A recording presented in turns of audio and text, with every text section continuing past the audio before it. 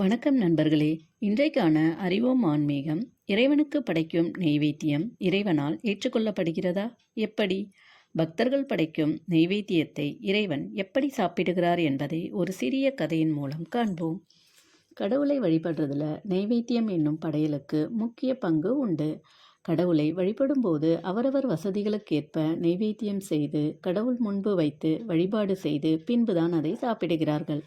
நாம் படைக்கும் நெய்வேத்தியத்தை இறைவன் எப்படி சாப்பிடுகிறார் என்று பல பேரும் யோசிச்சிருப்போம். இதே மாதிரியே குருகுலத்தில் கல்வி கற்கும் ஒரு சீடனுக்கு தோன்றியது. அவன் குருவிடம், குருவே, நாம் படைக்கும் நெய்வேத்தியம் சிறிதளவும் குறையாமல் அப்படியேதான் இருக்கிறது. ஆனால் அதை இறைவன் ஏற்றுக்கொண்டு மீதம் இருப்பவை பிரசாதம் என்று அனைவருக்கும் தருகிறோம். இறைவன் படையலை ஏற்று சாப்பிட்டால் குறைய வேண்டுமல்லவா என கேட்டான். குரு அமைதியாக பதில் சொல்லாமல், ஆன்மீக வகுப்பிற்கு நேரமாகிவிட்டது, வகுப்பறையை தயார் செய்து மற்ற சீடர்களையும் அமரச் செய் என்று அனுப்பிவிட்டார். தன் கேள்விக்கு பதில் கிடைக்காத சீடனுக்கு வருத்தம் இருந்தாலும் குருவின் சொல்லை தட்டக்கூடாது என்று அவர் சொன்னதை செய்ய சென்று விட்டார். ஆன்மீக வகுப்பு தொடங்கி இறைவனை வழிபட ஒரு மந்திரத்தை அனைவருக்கும் குரு சொல்லிக் கொடுத்தார். அதை தங்கள் கையில் இருந்த புத்தகத்தை பார்த்து அனைத்து சீடர்களும் வாசித்து மனப்பாடம் செய்தனர். இப்போது குரு தன்னிடம் கேள்வி கேட்ட சீடனை அருகில் அழைத்தார்.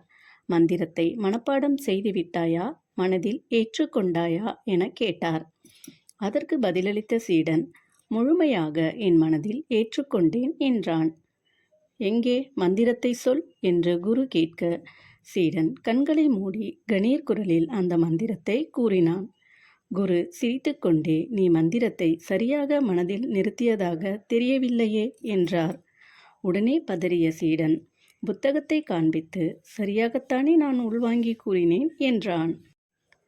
உடனே குரு, இந்த புத்தகத்தில் இருப்பதை படித்திதான் மனதில் உள்வாங்கினாயா? அப்படியென்றால் மந்திரம் புத்தகத்திலும் இருக்கிறதே. நீ உன் மூளையில் ஏற்றிக்கொண்டால் அது புத்தகத்தில் இருக்கக்கூடாது அல்லவா என்றார். தொடர்ந்து, நீ கேட்ட கேள்விக்கு பதில் இதில்தான் இருக்கிறது. புத்தகத்தில் இருக்கும் மந்திரம் கண்ணுக்கு புலப்படும் உருவம் ஆனது. ஆனால் உள்வாங்கிய மந்திரம் உன் மனதில் பதிந்து உருவமில்லாமல் இருக்கிறது.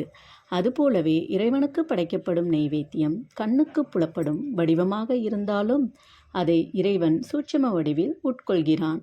நீ மனதில் உள்வாங்கிய பின்னரும் புத்தகத்தில் உள்ள மந்திரம் அப்படியே உள்ளது போலவே இறைவன் உட்கொள்ளும் நெய்வேத்தியமும் அளவில் குறையாமல் இருக்கிறது என்று முடித்தார். நண்பர்களே, இது போன்ற ஆன்மீக கதைகளை தெரிந்து கொள்ள நம்ம சேனலை சப்ஸ்கிரைப் பண்ணி ஷேர் பண்ணி